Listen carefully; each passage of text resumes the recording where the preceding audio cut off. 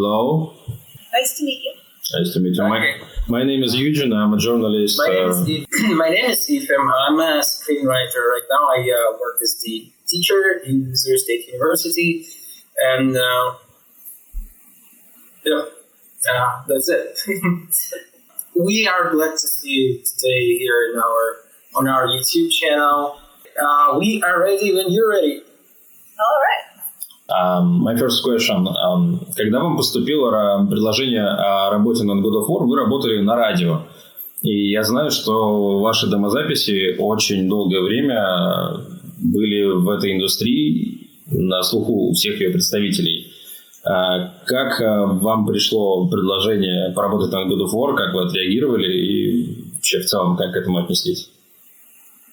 Eugene asks, when you were offered the chance to work on God of War, you were working in radio. He knows that the demo recording had been circulating in the industry for a long time, so you received an offer to work on a project that no one knew anything about yet, because it's like the first part.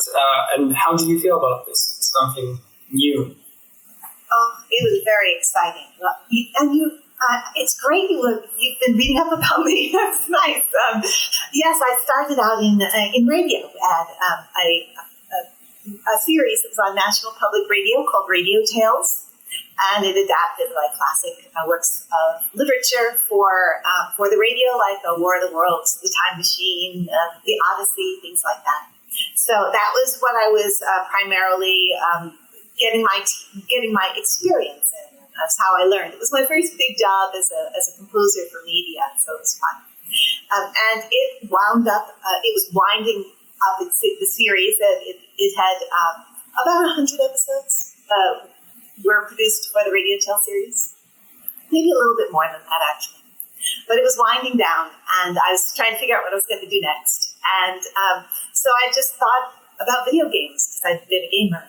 Gaming just seemed like a really exciting thing to do. So I started kind of putting out feelers, reaching out and sort of introducing myself to different companies and trying to see if anyone might be interested. And my timing was fantastic. I happened to reach out when the music supervisor of the God of War project was putting together a team. The first God of War, as is the case with all of them, huge games with a lot of music. So they tend to have composer teams involved in them, like lots of different composers doing different things. And so I talked to the music supervisor for God of War. Of course, at the time I didn't know what the project was, but he invited me to E3, the big expo that sadly is no more, but used to be the biggest game convention of the year. So I went to E3, and I saw God of War being shown there. It was kind of like its coming out party, where people were just sort of getting exposed to it. They had this overhead display of the statue of Kratos with holding a Medusa head, so just fun, and a lot of gameplay kiosks where people were playing. I think it was the zip line sequence where you're going hand over hand, and there are zombie warriors and you're pulling them down as you fight across it. And I remember that was just an amazing way to see the game for the first time. So I talked to the team, and they'd heard some of my music before because I had composed some choral tracks for previous projects, and that was one of the things they were interested in. They wanted that kind of choral heft, all of that, the big, epic, sort of bombastic choir sound for God of War. So that was something I'd done for the Radio Tale series, and I'd also done some of it for some early work for some video games that never got released. I was working with some Half-Life modders and student teams and things like that, just trying to understand what game music is. So I'd done some choral work for that too. So I was able to send that along, and they heard some of that and thought it was really interesting. And that's when I got brought in to do music for God of War. I did a bunch of vocal tracks and some action and some exploration, and it was an amazing project to be my first game project. Recently, there was a lovely kind of bow tied on the gift, as it were, because for God of War Ragnarök, Valhalla, I was able to contribute some music to that as well. and it harkened back to the work I did for the original God of War. I was the singing voice of the siren mini-boss character that you follow through the Desert of Lost Souls. And you listen to her as she sings, and you follow her voice, and then when you find her, you pull her head off. but I was the voice of that character, and I composed the music for the siren. So that came back for God of War Ragnarök Valhalla, since that was a character that you pursue. And so it was wonderful to sort of revisit that music and to be able to contribute more music to the God of War journey, to Kratos' story. It was fantastic. Вот. У меня еще... It's fantastic. We couldn't find this information about the you working on God of War, like last God of War part. It's I haven't been talking about it a lot because really my contribution was focused very much on the DLC and very specifically on the siren, since that was a big part of my contribution to the original God of War. But there are a lot of us composing music for the various God of War incarnations, and it's not really that trumpeted that there are teams and there are a bunch of people doing different things, but really with projects that have that much music, you really do need to kind of have an all hands on deck approach, to have everybody sort of pitching in to be able to meet the vast music needs of a project like that. Yeah, we prepared the question, but previously you mentioned that you were writing different compositions for action parts too, right? But when we were listening to our soundtracks of God of Wars, we kind of get the idea that we might be wrong, but it looks like the tracks reflect the temperament of the composers who wrote them. And most of your tracks were calm, intense tracks. They express a desire for the player to explore the location, reflect, and think through his decisions. How closely is that to the truth? And are we mistaken, maybe? Oh, well, I think part of it is that not all of the music we composed for the game made it into the soundtrack album. So that's I think that's part of it. But you are right that I did compose quite a few of the exploration tracks, more contemplative music and the suspenseful music for the project, and also the eerie music. And I employed my voice for a lot of that. So that was a big part of it. Just singing in those tracks was fun. The Enthroned on Mount Olympus track, which ends the game. It's like the big track that everybody remembers when you finally assume the throne at the end of the original God of War. I hope I'm not spoiling it for anyone who hasn't played that one. But that was a track that I provided the singing voice for, and really enjoyed doing that. Also, the Pandora's Box track, which is a very important moment in that game. But a lot of surreal and floating and mysterious kind of music I composed for that. And I wouldn't say it's really an example of what I do as a composer per se, because at the time I was hired for God of War, I was also hired to compose the music for Charlie and the Chocolate Factory, which I was working on at around the same time.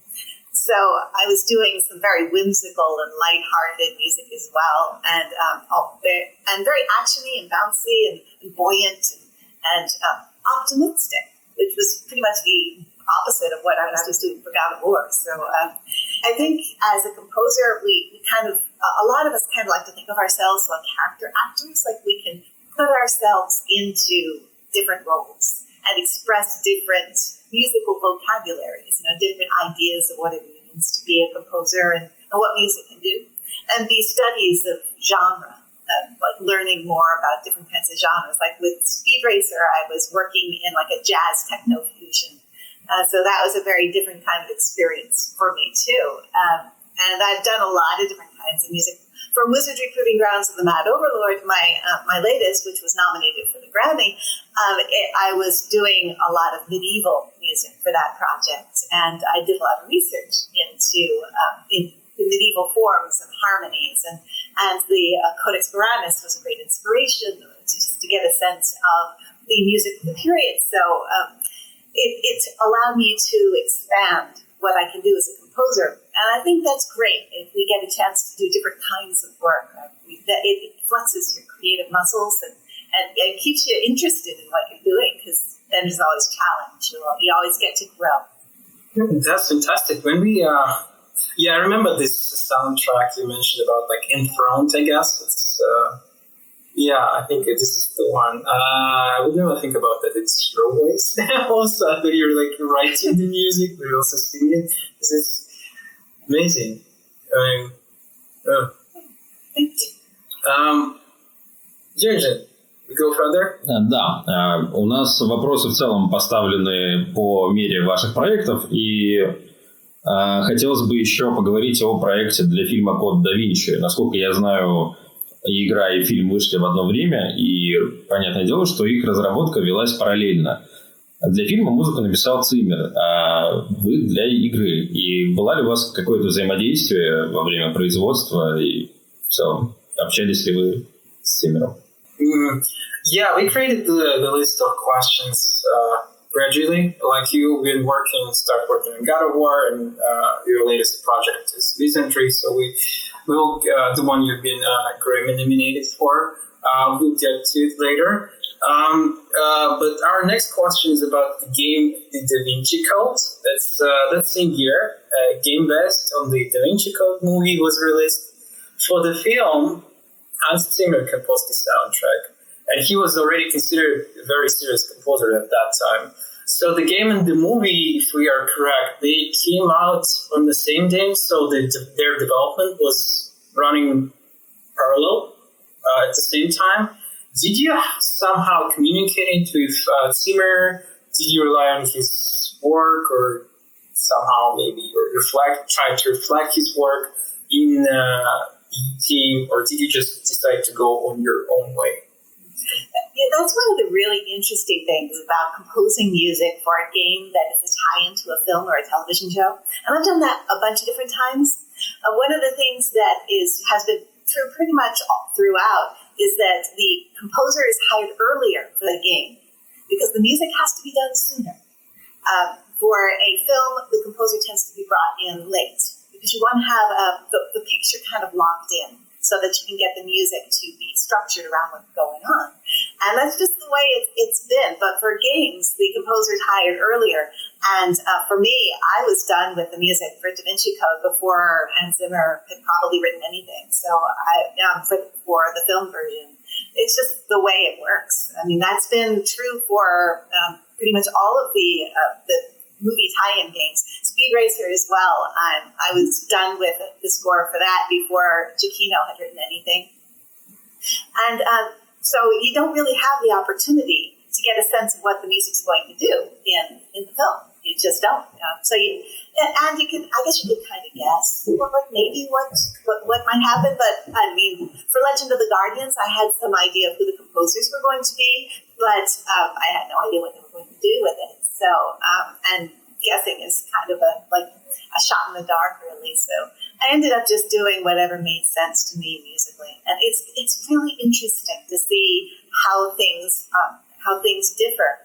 Like for the Da Vinci Code, I went a very liturgical route musically. I kind of crossed the idea of traditional contemporary action scoring with lots of liturgical influences. So there's a Latin text and a lot of choir sections, and I put sort of as an Easter egg some clues about what was going on in the game into the Latin lyrics, which of course nobody was going to get, but it made me happy. And so doing that kind of thing and focusing everything on that sort of religious overtone. So because that was such an important part of what the Da Vinci Code story is. Then when I eventually heard what Hans Zimmer did with the score for the film, it really wasn't as focused on a religious sound. I mean, there were touches of it here and there, but it wasn't as much of a through line. It wasn't as present throughout.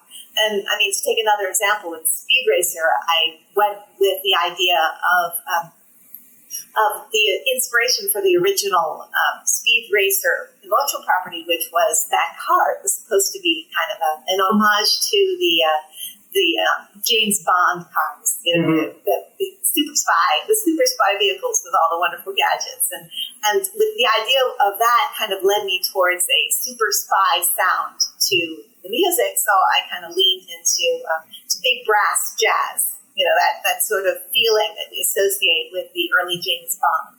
And then mixed that with techno because it's a racing game. And EDM and techno are just so important to pretty much every futuristic racing game you've ever played. So I kind of combined those two ideas and went with that. And you got a very eclectic sort of jazzy, driving electronica that really worked for it being a racing game. Then when the film came out and I heard the Giacchino score, and it was very cartoonish and lighthearted, you heard ballads and lots of whimsical orchestra, and it was very different. It wasn't anywhere near as like muscly or like suspenseful in that sort of super spy way that I was going for. But that's fun. And it's great. And it was a great choice for the film because a film and a game are really very different things. I mean, for the Da Vinci Code, playing the game was about solving the puzzles and thinking and moving through a thought process of getting each puzzle out of the way so you can advance in the story. That's a very different experience from watching a film where you're just seeing the puzzle solved for you and the narrative is kind of unfolding from moment to moment. You're not involved in it in the same way. So the music really shouldn't feel the same way because you're not having the same experience. In a game, you're having an entirely different emotional journey than you would because it's you solving those puzzles. It's you having those quiet thoughts and reflections about what things mean. And it means that the music should reflect that rather than the experience of observing someone else like flex their intellectual prowess and solve an unsolvable riddle. That we feel awe when we see that, but we feel intrigue when we do it ourselves. So emotionally, it's just different. It is different. I mean, we like right after the Code Da Vinci, I think you moved to the Shrek the Third, which is the very like different shift tone, like different mood. What is your process of working? I mean, it's like very different projects. Was it difficult to switch to something whimsical like that, or? Oh, it's great. It's so great to be able to swing back and forth between different kinds of work because it's variety. It keeps things fresh in your life, and you get to use like different tools, and they're inspiring. And they make you think of different ideas. And that's fantastic. I love that as a game composer. And I guess because my first two projects were so different and they came out at the same time, Charlie and the Chocolate Factory and God of War, I've kind of had the luxury of being able to swing back and forth because I have those two career paths. I can do like the whimsical, family-oriented fare, like the stuff in the Sims franchise, or it's Shrek the Third, where I got to do music in that sort of comedic fairy tale venue, like vibe, and that was fun and very interesting. And looking at orchestra and pursuing the kind of sophisticated orchestral arrangements that the Shrek franchise is known for. I mean, there was a certain tradition to look at for Shrek. I mean, doing Shrek the Third, I was able to look at the previous Shrek films, so I did have a sense of the tone and the overall arrangement of what I would be doing musically. Unlike some of the other projects I've worked on that are tie-ins, where you have no idea what choices would be made. That one I kind of had some clue of what had been done before, so that was fun, and it allowed me to kind of get more ambitious in terms of orchestral arrangement and counterpoint. The complexity of gestural composition, where there are lots of different musical fragments that are happening all at once that sort of touch on different moments and make the music feel more exciting. That was fun to learn about and to grow with. So yeah, I really do like being able to move from something dark to something light, and because it just gives me a chance to redefine myself and to become more, to build up more skills and to put more tools into my toolbox. Yeah, I have a question about the movie. So speaking of the movies, now we touched the ground with the films, right? Have you seen the Borderlands movie that came out this year? Did you like it? And as the creator, had to rely on ideas created the soundtrack of the first game. What was your role in the game? Oh gosh, well, this is actually an interesting story. In terms of the film, I have not seen it. I've heard a lot of things about it, but I have heard the score, and I thought it was really interesting because it had a sort of thrashy, aggressive, sort of almost grungy kind of quality to it, which I thought was really innovative and interesting for the setting, which has a lot of attitude, and it's got an arrogance and an aggression that really kind of works well with the musical choices for that score. So I thought that score was really cool. But in terms of my involvement in Borderlands, here's the kind of interesting little story. I composed a bunch of music for the project, but I composed it early on in its development.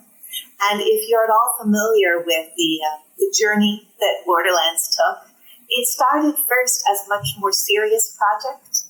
The early articles about it kind of talked about it. It almost had a feeling of like a Halo type shooter, that it was going to have a more realistic look, and it was going to have a more sort of epic storyline that had a kind of awe feeling to it in the way that the Halo games do. And that was where things were. When I was brought in to compose music for the project, there were a bunch of us composing for it at the time. And so I did a bunch of choral tracks and atmospheric tracks, and it was great fun working with the team. They're just such an amazing group of people, and really inspiring and interesting.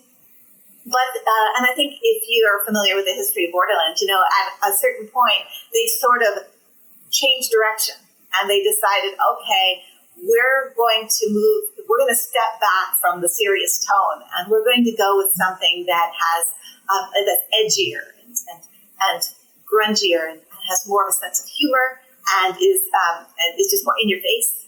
And they had that sort of cartoon visual aesthetic with the line drawing quality that they added to it, and it totally changed the way the thing's going to look.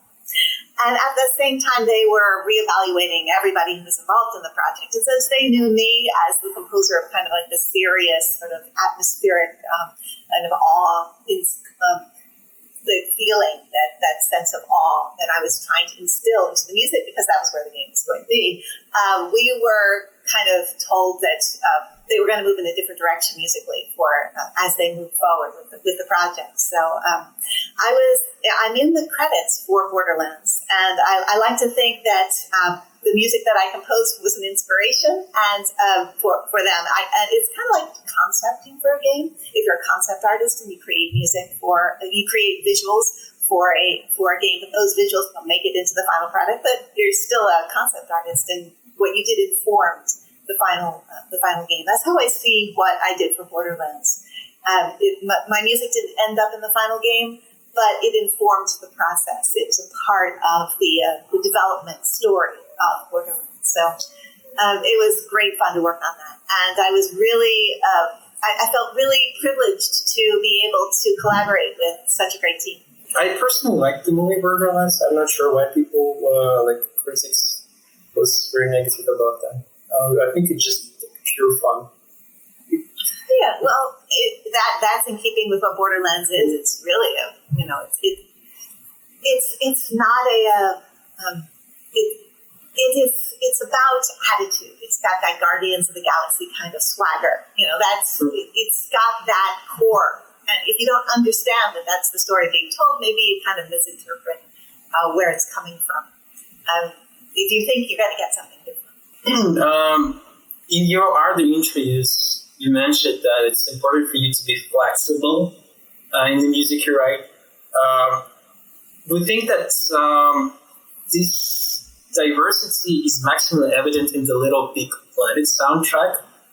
For example, there are many tracks in various genres, such as Automation from Little Big Planet 2, which is hip-hop, The Oracle of Dreamers, which is lo-fi, and the Go-Go, which is like pure fang, and they speak for themselves. In what other projects have you been able to demonstrate this? Like, do you pursue for this flexibility in other projects, and how is that important to your role as a composer? Oh yeah, I love the opportunity to explore different kinds of music. I mean, that's what makes it fun. That's really what makes being a game composer fulfilling. The opportunity to jump from one kind of genre to another and to constantly be challenged by that. I did a whole bunch of different kinds of musical styles for Little Big Planet, but again, it was a team. So a lot of those tracks you were mentioning, I was not the composer for those. I composed a lot of music for the Little Big Planet franchise. The music for Little Big Planet 2, I think everybody knows Victoria's Lab pretty well, and the Eve's Asylum. And moving forward, I did music for Little Big Planet 3, and Karting, and Vita, and Sci-Fi Adventures, and Toy Story, and then moved into Sackboy Big Adventure, and there's a lot of different kinds of music and all of that, and that was tremendous fun to do. But you're right, it is something I value, the opportunity to do different kinds of music, and I've had a chance to do a whole bunch. I mean, with Sumo Digital, they are the developers for some of the Little Big Planet titles, and they also brought me in to compose music for a game called Spider on Apple Arcade, which was great fun and also very eclectic. It had that sort of Super Spy 1960s feeling to it, but with this kind of zany electronic quality to it, because you're playing a robot spider this small that's saving the world. So that's great fun. That was a great fun project to work with, and the folks at Sumo Digital are amazing. And then working with Armature Studio, I got a chance to do a lot of different kinds of zany and eclectic music, and they did Fail Factory for VR, and also they did the Sports Scramble. And both of those were really fun and cartoonish projects. Fail Factory, you're a worker in a robot factory, and it has this sort of Lucille Ball in the Chocolate Factory feeling, that like conveyor belts going too fast and trying to catch up with things and not being able to keep up with it. That sort of humor, and that sort of broad comedic humor, which is fun. Allowed me to combine sort of science fiction elements with lots of found sound. I used a lot of weird sound effects type sounds for it, like vacuum cleaner hoses and styrofoam cups and all sorts of wild things that, bottle tops and, things that would make you feel like the world was haphazard and eccentric. And that was something that really appealed to me. And then Sports Scramble, I got a chance to work with a lot of sports sounds because it was a game in which you're playing sports in virtual reality, but all of the rules are mixed up, and you're playing baseball using a giant fish as a bat, or you're playing tennis with a baseball bat, and just playing. You're bowling, but you're rolling bombs down the bowling ring. And it's just great fun to kind of pull together all those different sounds that would not normally be used in the sports, and kind of juxtapose them in ways you would expect. So that was a lot of fun to do. Yeah. So I really do appreciate the opportunity to do things that are whimsical and experimental, and that allow me to just kind of throw caution to the wind and try new things. Yeah, it seems like the whole world is your studio. I know, it's vacuum cleaning sounds. Yeah. Just going out there and looking for weird sounds that are inspiring. I remember during my Radio Tales days, one of the best sources of sound effects was my oven, which had it's like a really old, it's like this really old school, like antique oven that has a very metal clanking sound to it when it opens, and kind of creaks a bit when it closes. And I remember using that for hangar doors in a science fiction episode that worked really, really well. You just kind of feed it through a pitch modulation, and then you've got like this big echoing metallic doors just kind of creaking their way open. So just having the opportunity to experiment with sound is great fun. So it sounds like fun. We're moving forward to your next project, Assassin's Creed. Eugene, what was your question? Да, Assassin's Creed Liberation стала для вас очень крупным проектом, в котором вы полностью проработали саундтрек. Каково это быть главным композитором в настолько крупном проекте и как отличается работа, когда у вас нет на саундтреке других композиторов? Yeah, he mentions that the Assassin's Creed 3 Liberation was a very big project you've been working on, and where you were the lead composer, like on such a major project. How different is to work on a project without a team? Yeah, that project, I was the only composer for Assassin's Creed Liberation, so that was very exciting for me to work on that with the fantastic team at Ubisoft Sofia. And they brought me in, and I had a lot of creative freedom for that project, which was very exciting. They were really interested in my ideas about how to define their lead character. She was the first female assassin, which, of course, spoke to me. And so I really enjoyed having the opportunity to explore her culture and heritage from her French Creole upbringing and her roots in Africa and the different cultural influences that would have informed what her world means to her, and try to express that musically. So I composed a lot of French Baroque music for that project, since we're talking the 18th century, and I wanted it to reflect a sense of the culture of the time. And then those bright primary colors of rich African tradition that would have been very important also to her culture and heritage. And just combining those and exploring different ways to bring them together was really fascinating. And the team at Ubisoft were very encouraging in terms of the ways in which I was trying to bring her world to life musically. It was a big score, and it was a very intense composition process. As I recall, it was really, I kind of felt the pressure, knowing that this was the Assassin's Creed franchise and that it was going to be experienced by a really big audience. So that was very exciting, and the opportunity to really define it myself and form the core musically of what this story was going to be. That was really that was amazing for me. Yeah, you mentioned that she's the first female assassin, and that's kind of recalling you, right? She's the first protagonist who is a woman, and you're also first female composer in the series. How do you relate to this feminist stance, and how do you think, what was so different about working on this project? How did you feel working in this project at that time? Maybe how do you feel in the industry? Oh, gosh. It's an interesting question, certainly. I think at the time I was just thinking of her story from a purely narrative perspective. I don't think I was thinking of it as a feminist tale. I was aware of the fact that she was the first female protagonist of the Assassin's Creed franchise, and that was exciting to me. But it just seemed like something that was spreading across the industry, and we're seeing a lot of female protagonists in big franchises now, and I think that's great. It just seems like something that there's an appetite for it, and it certainly isn't new. I mean, Lara Croft would tell you that having a dynamic female protagonist of an action game is nothing that we're not familiar with. So, but to see right background with the Assassin's Creed franchise, I felt pretty awesome. So I was excited about that.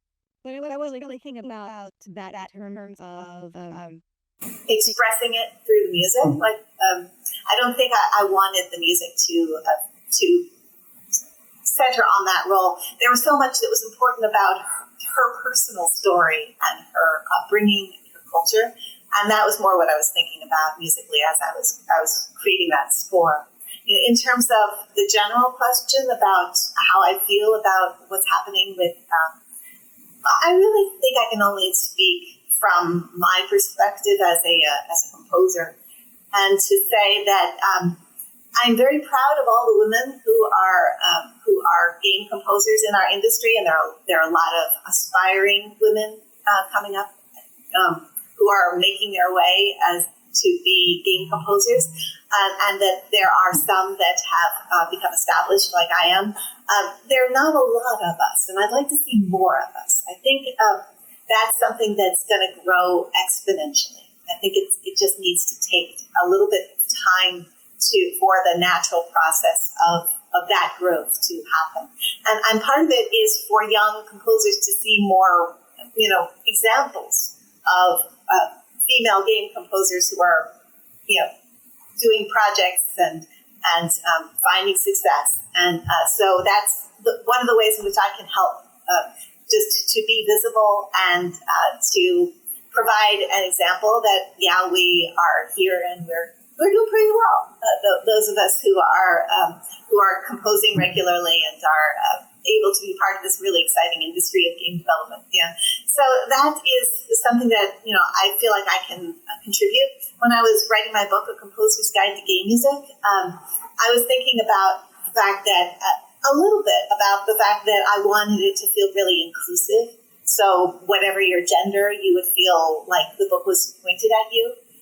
Because as a female composer, without me saying anything about that, it was still going to be something that people would think about.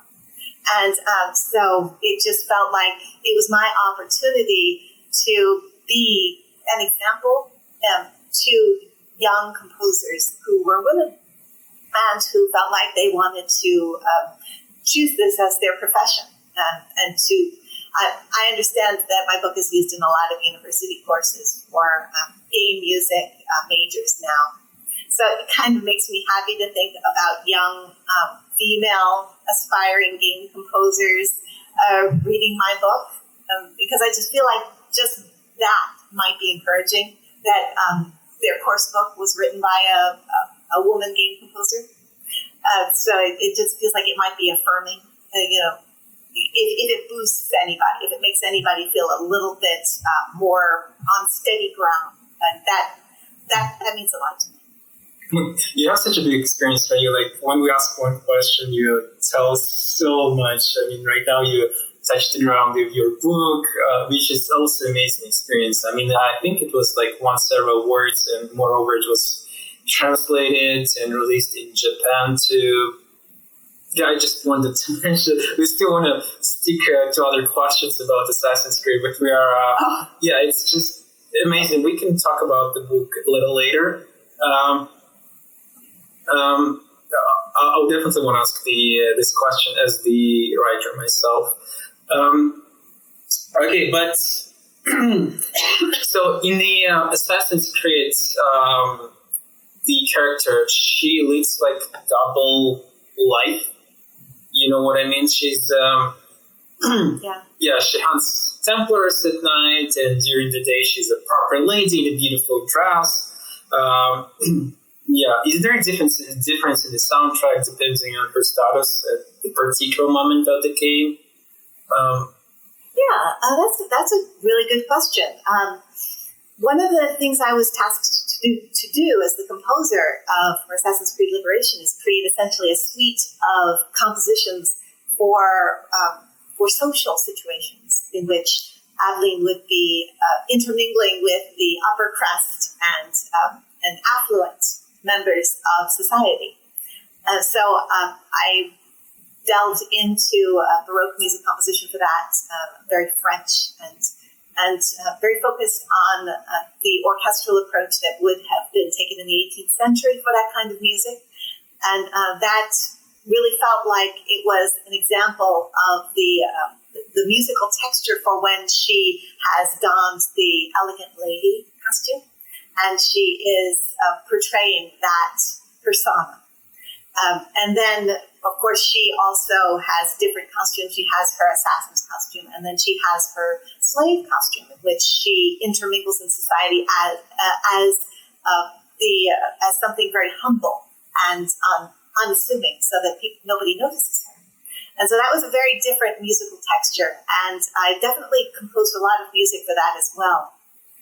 I thought a lot in those instances about just the general texture of the bayou and of the New Orleans environment itself, the feeling of where they were, just touching on instruments that would have that would make you feel that surrounding, like a lot of wood blocks, and there was banjo involved, and just simple fiddle and things that would sort of evoke a folk culture and make you feel the humbler environment in which she was finding herself, and the simpler persona that she was portraying when she was doing those sorts of missions. And while I'm not sure if the music was locked to the costumes that tightly. I'm not sure if the system really kind of switched you over, she's going to put on the slave costume, the music's going to immediately change. I do think that the music did evoke those ideas, so it sort of fleshed out the different characters that she was portraying as in her stealthy missions, or when she was assuming a different character, so that she could interact with different types of people. Great, thank you for your answer. I have a question about. So it seems to us that you're the last composer in the Assassin's Creed series who didn't use the theme of Ezio from Assassin's Creed 2. Are you familiar with that? Sure. Yes, right? yes. Yeah, because from the fourth series installment, this motif is repeated in each new game, and I'm sure it's hardly part of every composer's creative vision. Not sure how they want to stick to the same composition with every series. How strong was the influence of the publisher on your work, and how do you feel about such constraints on composers' work? Yeah, I don't know the story behind it, so I'm not sure how they came to it. I feel like maybe a decision was made at some point to sort of create a sonic brand. But that's just me conjecturing based on what happened afterwards. But I wasn't asked to use any of the themes from the previous games. And in a lot of ways, I think it makes sense that I wasn't. When you think back on where the Assassin's Creed franchise was at that point, they had just finished up that story that had the dual narratives of the contemporary assassin and then the historical ones. And so they had this sort of narrative that was a through line through those games, and they kind of wound that up. And then they were moving into to the different games that did not involve that storyline. And the game that I worked on was one of those, where you inhabited Adeline's story in the past, and there wasn't a contemporary narrative. So it kind of made sense that this game should have its own musical identity. I think at that point, maybe that's where the thought process might have been. At any rate, I wasn't asked to use the themes from the previous games. And I mean, from my point of thought, it made a lot of sense that the music should assert its own identity. It was a completely separate story. Я бы хотел с вами поговорить о игре, которая вышла из раннего доступа в этом году. В России она, к сожалению, не так популярна, но они все равно слышали. И я знаю, что она в свое время была культовой и вдохновила создателей многих других RPG. И как вы работали над этой игрой? Вам пришлось писать всю музыку с нуля или вы чем-то вдохновлялись? Yeah, we would like to talk about the game you've been working for and nominated for Grammy this year, Wizardry. In Wizardry Proving Grounds of the Map Overload. Unfortunately, we've been looking for this information in internet. It's a big game. It was released in 1981. role-playing games, important games in computer history, both in West and Japan. But in Russia, our place are not familiar with this at all. But it still has a number of fans. It still has some fan audience. I know it became the ancestor of many first-person role-playing games in which the player controls a squad. At least fans of the game believe it inspired the creators of Might and Magic. This year, a remake was released. Could you tell about this game? Did you have to write all the music from scratch? And what inspired you? Oh, yeah. Wizardry, Proving Grounds of the Mad Overlord. It was developed in 1981 by two Cornell University students. They wanted essentially to create a game that would allow Dungeons & Dragons players to take a party of adventurers into a computer-generated dungeon and battle monsters. So that was the idea of it. And they developed it in Pascal for the Apple II, and it released. It was a huge hit, and it was a very difficult game. It would kick your butt, and it was merciless. It still is, by the way. It's still an intense game, but great fun. And it at that time didn't have any music at all. The game that was released for the Apple II only had one sound that you would hear if you bumped into a wall in the dungeon. You'd hear a little, kind of a little beeping sound when you hit the wall, and that's all you'd hear. We're talking about one of the earliest games. But truly, the structure of it, the design of it, was monumental, and it's still considered one of the finest RPGs ever made, even considering how simple it looked back then. The structure of it, the game mechanics were so solid, and it has such a huge community of fans in Japan and in America. When Digital Eclipse got involved, Digital Eclipse as a development studio is sort of known as the Criterion Collection of games. They take games from early game development history that were very important, and they remake them for a modern audience, but they stay true to what the game actually was. I mean, we've seen a lot of remakes that sort of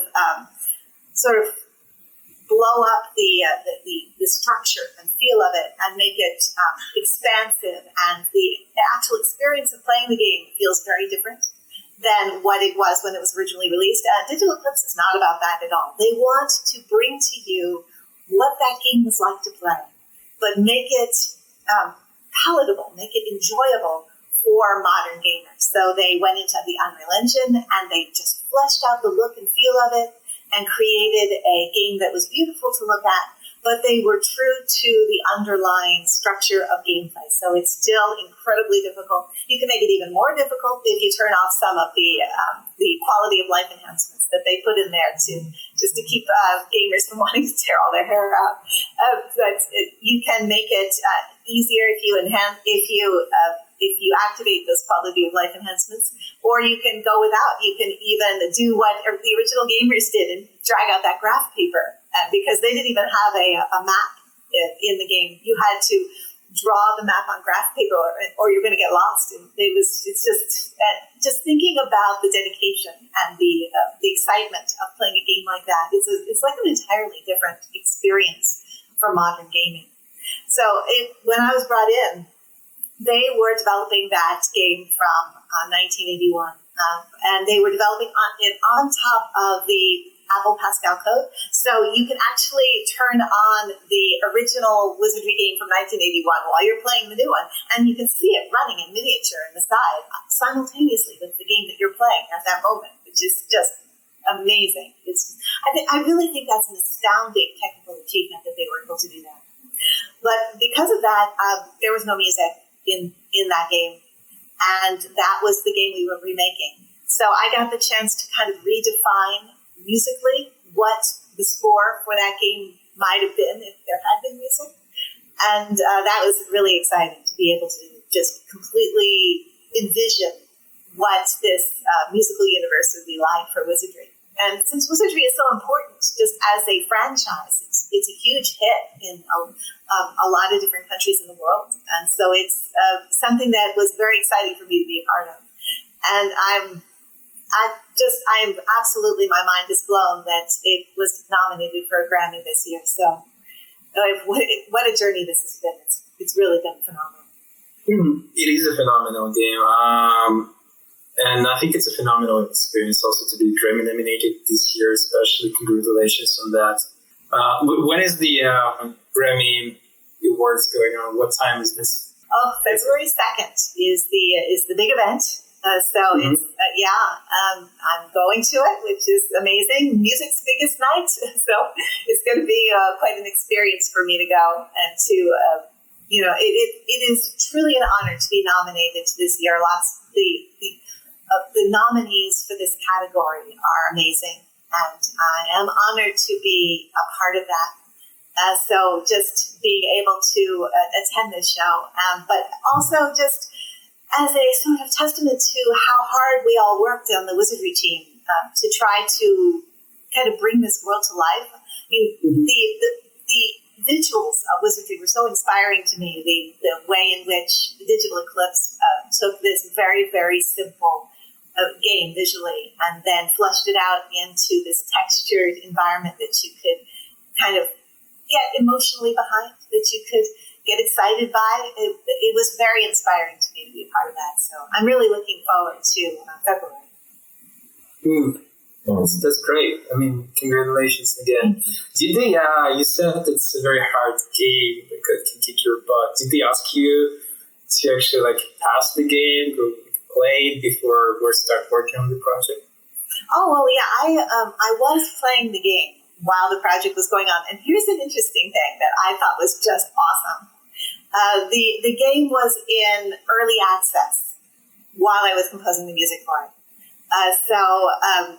Which was really amazing, because then the Wizardry gaming community, those people who remembered it from the 1980s, were flocking in to play the early builds of the new version while I was composing the music, and it was going into the builds.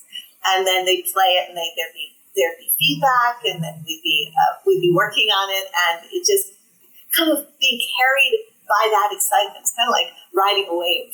Just everyone was so enthusiastic about this game and so helpful about trying to make it the best it could be. I mean, all of the suggestions of the community were just awesome in terms of the development and the design and what they'd like to see for the gameplay experience, and just seeing how much enthusiasm there was for that. That was wonderful for me. I really enjoyed having the opportunity to be playing the game along with them and to be seeing what they were experiencing and how much excitement they had for this project that I was working on at that time. That was amazing. It sounds like an amazing project you've been working on, and it sounds like a team you've been working with is a great team. So I'm sorry to ask, but in September of this year, Andrew Greenberg passed away. He, along with Robert Woodhead, was the creator of the Wizardry series. Did you have a chance to work with or communicate with them? Oh, unfortunately not. I would have loved to have met them, and I feel like I've grown to know them in a way by reading so much about the process of Wizardry's initial development. I certainly have such respect for what they were trying to achieve and the verve, the bravery that they had in just going after their dream in creating this game when a game like this didn't exist, and you didn't even know if something like this was possible. They really moved mountains to create their vision, and I do wish I had had the opportunity to meet them. But I am, in a lot of ways, I feel like I have gotten to know them through their work, and so that has been a joy for me. Thank you. I would like to ask about your team too. It seems like a lot of music composers, they've been working with their team for a lot of time. For example, Shamuri, we've been asking, he likes to work with Jane Reynolds, the singer for the Black of City series. It looks like you have been working with Winnie Waldron at a lot of projects together. Could you tell us about this experience, or maybe some other people who prefer to work in team? Oh, gosh. Winnie Waldron was the producer and host of the National Public Radio series I was talking about earlier, Radio Tales. Mm-hmm. So she hired me to compose the music for that series. And we started working together then on, I was composing the music, and those episodes were like wall-to-wall music. And so it was a great way for me to learn how to be a composer, and she was amazing as a guide in terms of what music should do to carry a story. She has always had a wonderful ear for what makes effective music and how music can best serve a narrative. She was the producer, and so she was well acquainted with producing music and understood the music industry very well, and just in terms of how music speaks to people. So when I started thinking about moving into video game music composition, one of the first things I did was ask her if she wanted to come with me. I mean, the Radio Tales was winding up, and we were both thinking about what we were going to do next. And so I asked her, hey, this is what I'm thinking about for myself. Would you be interested in partnering up with me as my music producer moving forward? And very fortunate she said yes, because we've been working together on pretty much every project since then. On all of the video games. She has been a tremendous guiding force in terms of keeping the musical vision on point. One of the things that you have to do when you're working with a development team is you get a list of assets and design documents that sort of elucidate what the team aspires to musically, what they would like the musical score to do. And Winnie's always been fantastic at really digesting that and then keeping me on track in terms of meeting the vision of the team, so that the music sort of hits the bullseye. And she's always been great at understanding that. And if I'm moving in a direction, because, as composers, we get inspired by lots of different things, and we want to pursue lots of different ideas. But she's always been good at understanding where you can get experimental and sort of branch out and push the boundaries, and where you need to focus in on the core vision. So that's been a great creative relationship for a long time. I'm really, really grateful for it. Yeah, I think it's very important to find your person on projects like that you're working on. Eugene, what was your question? Да, я бы хотел отметить, что игра, над которой вы работали в этом году, собрала очень много классных отзывов. Игроки очень довольны тем, что получилось. И тут же я вспомнил, что забыл упомянуть про игру Homefront, для которой вы также писали саундтрек. И, насколько я помню, там разработка шла очень тяжело, потому что игра переходила к разным правообладателям.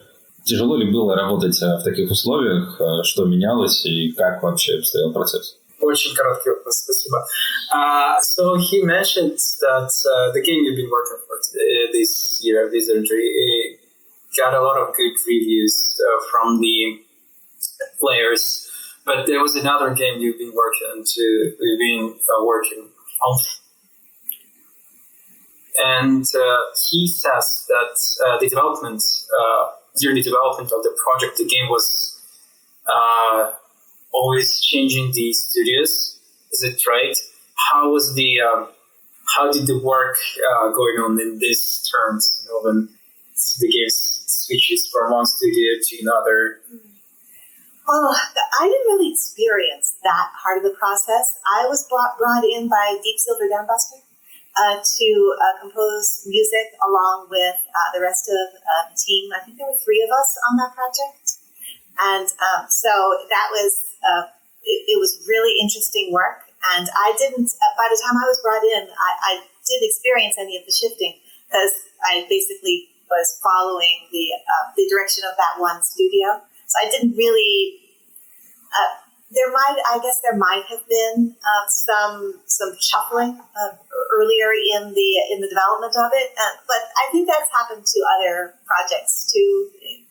Game development can be a chaotic process sometimes, particularly when you're in a franchise and there are expectations. So when everybody's just trying to figure out where true north is, where the expectation should lead. But that really didn't touch me as a part of my process of composing the music for it. So I had a clear vision from the audio director at Deep Silver Dan Buster, and I did a lot of the cinematic scoring for that and some of the action scoring. So that was fun. Got a chance to sort of focus narrowly on the storytelling, on the narrative of that game, like this kind of dystopian, revolutionary shooter that was a very different kind of project from what I'd worked on before then. And I was very excited to have the opportunity to work on a shooter. So to be able to sort of flex those muscles and to think in a different way. So, but my experience was very straightforward and simple on Homefront. Sometimes I think as composers we don't really get a sense of some of the other internal complications that might be happening in the development of the game, and maybe we're shielded from it. It's possible that they don't want the composer to be as aware if there's shuffling about going on. I certainly wasn't, so it all seemed very well organized from my perspective. Thank you. In your interviews, you mentioned that you actually a gamer, right? And I can see it because there are so many collectibles in the background of shelves. Do you want to tell us about them? What was the...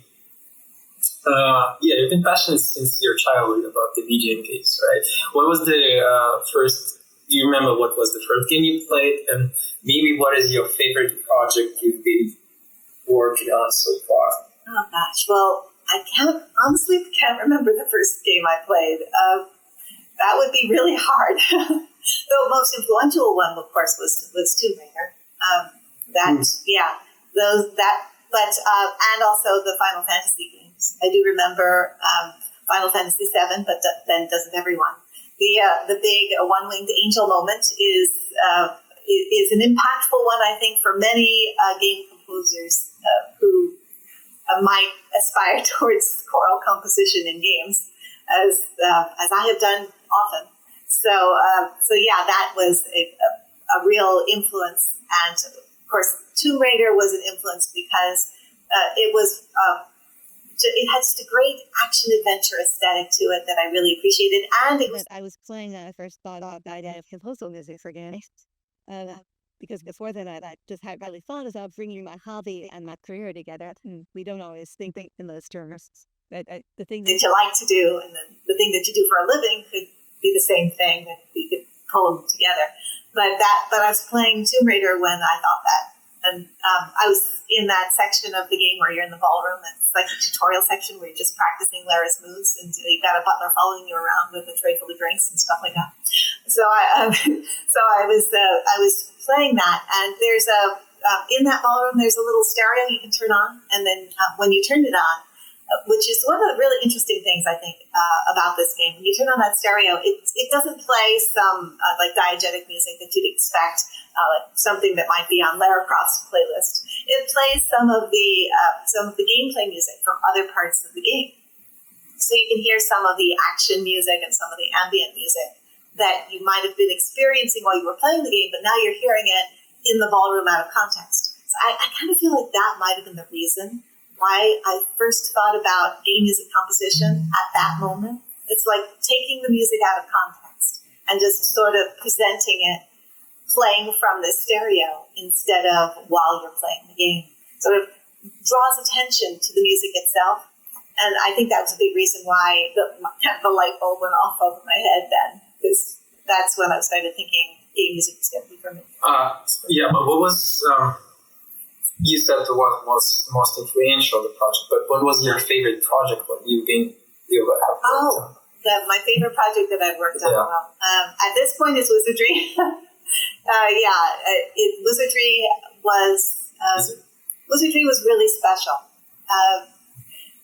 I think it was partly because it's got such extended life. The game Wizardry is based on D&D, which is tabletop role-playing. And tabletop role-playing is a world of its own.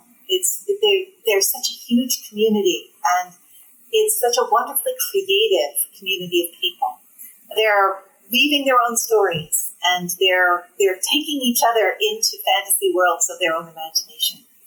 And composing music for a game that's structured around that sort of mechanic means that the music has a broader life. The music I composed for Wizardry has been taken into people's tabletop role-playing sessions. I've heard people talking about that, about playing fantasy RPGs with the dice and the maps and the miniatures, and that is awesome to me. I love that so much. The idea of music that I composed for one kind of gaming then being moved into an entirely different kind of gaming with different stories and being made a part of people's personal adventures that they created themselves and with their friends. And it's just awesome. It's something that hasn't happened in any of my other projects. The idea of the music kind of starting with this fantastic video game, but then moving into other kinds of adventures, and that's just really cool. You've been involved in music since childhood and play various instruments. In an interview, you mentioned that you were impressed by a short ride in a fast machine by John Adams. Who else has inspired you, and who do you admire today? I have been inspired by a lot of minimalist composers. I do love John Adams and Steve Reich and Philip Glass. I love that mathematical precision and repetitive motion, the way in which minimalism can create a mesmerizing atmosphere and almost hypnotize you. The complexity of change, but in the disguise of repetition, just seems so interesting to me. It's like a magic trick that's being created that you can't quite pinpoint how it's happening. One of the so yes, that is a big influence. But of course, I'm just like a lot of other game composers. I am profoundly influenced by John Williams. He's a big influence on a lot of us. One of my more recent projects was the Jurassic World Primal Ops video game. And I had to, as a part of that, I had to study quite a lot of John Williams' approach to the Jurassic franchise. And I learned a lot from that.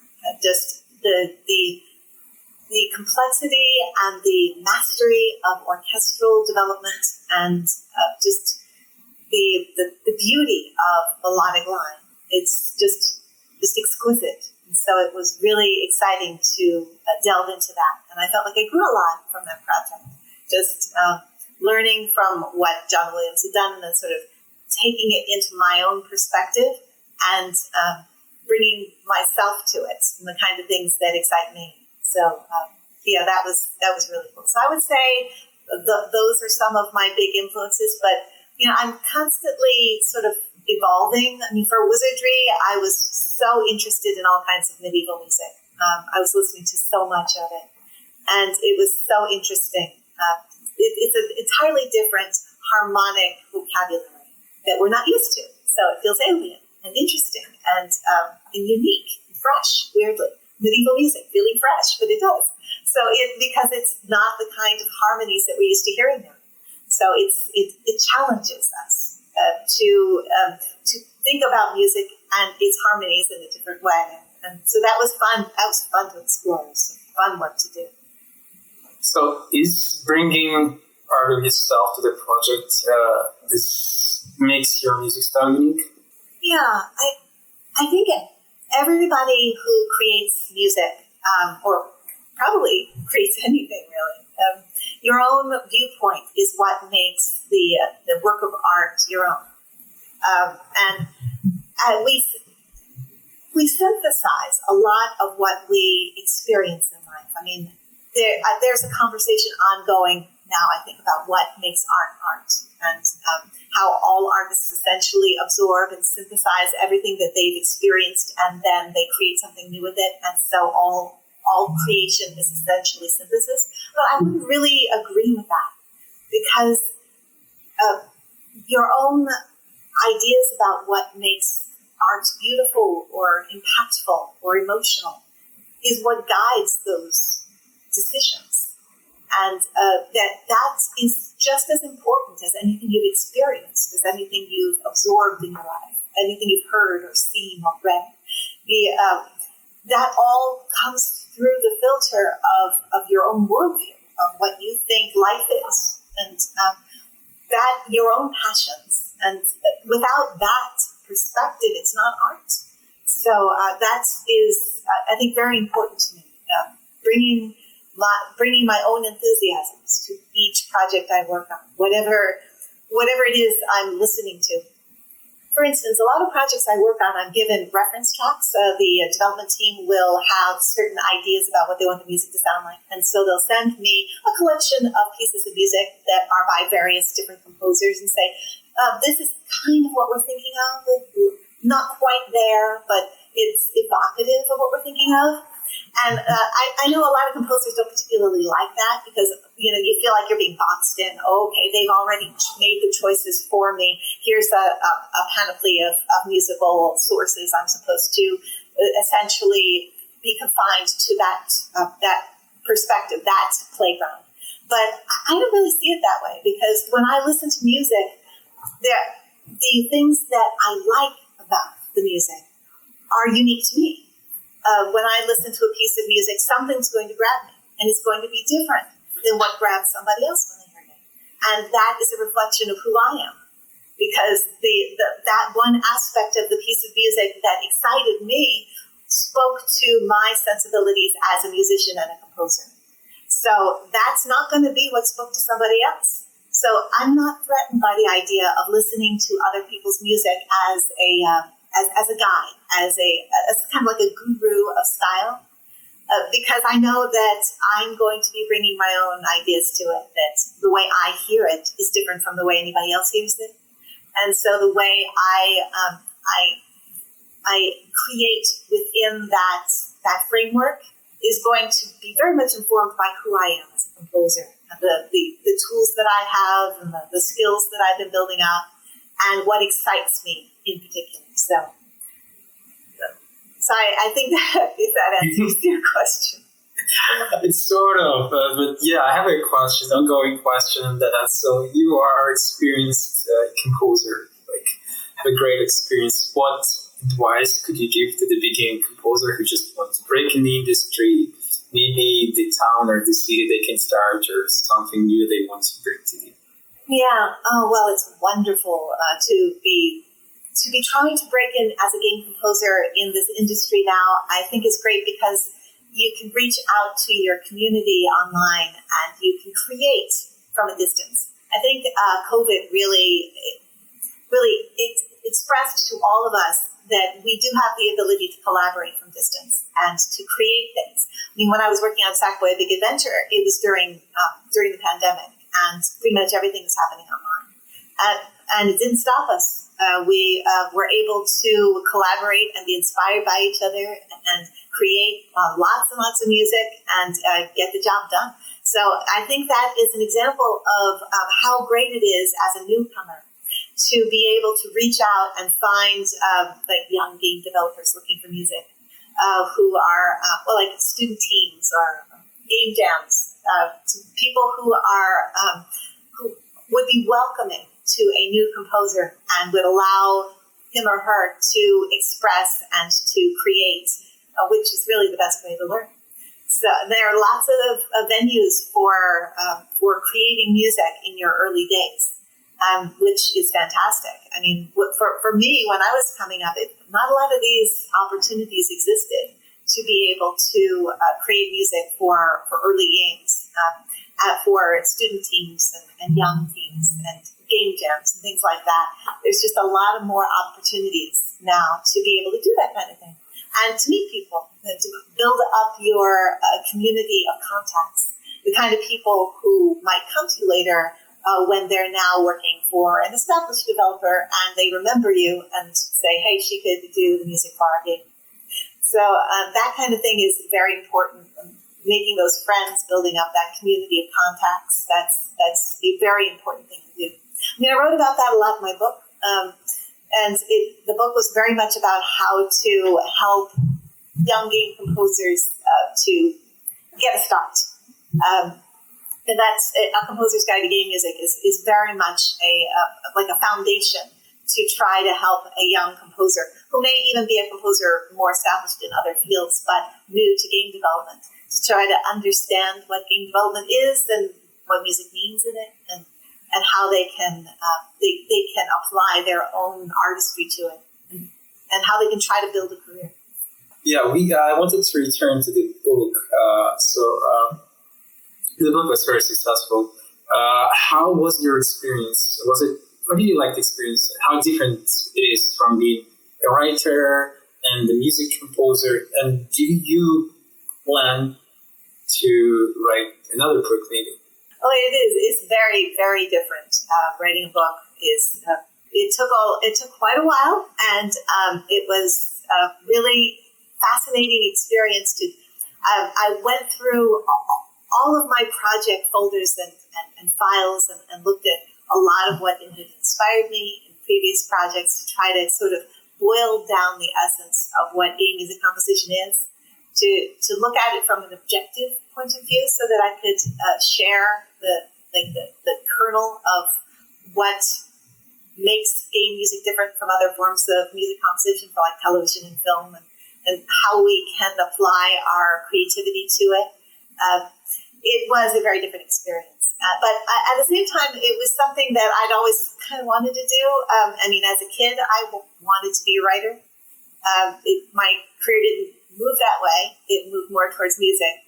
But writing was always sort of in the back of my mind as something that I kind of wanted to do, like a lost aspiration from when I was a girl.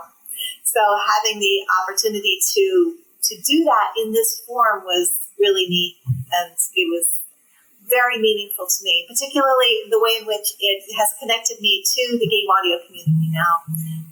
It really did make me more part of the conversation that is had by game audio practitioners about how we can make game music better, and the ways in which we can be ambitious with the technology and with the creativity to take game music in new directions.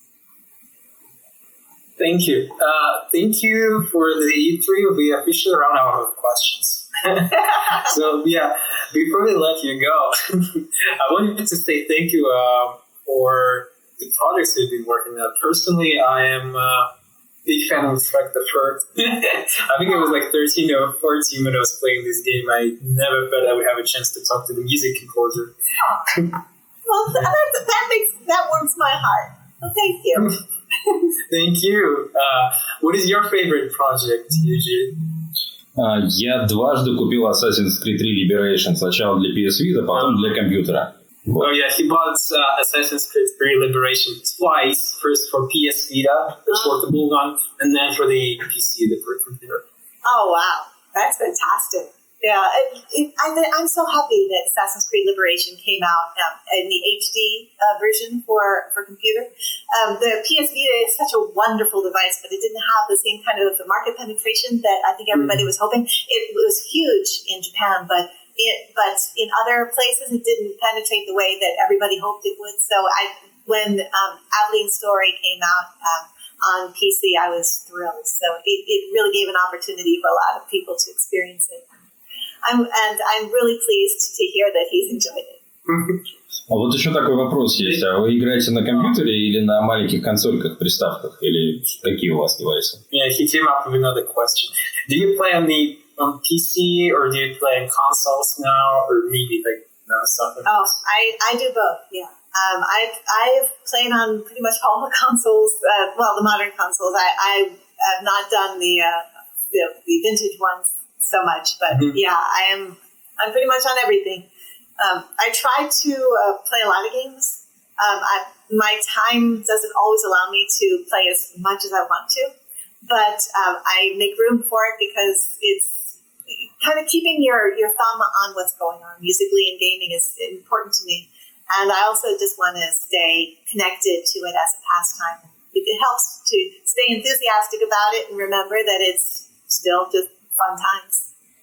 We asked you today so many questions. Do you have any questions to us, maybe? Sometimes our guests ask questions too. Oh, wow. This has been so fascinating. I mean, really, I think this is a wonderful series that you've pulled together. And you have a really great perspective and just kind of taking a tour through pretty much my whole career, which has been really interesting. So, right.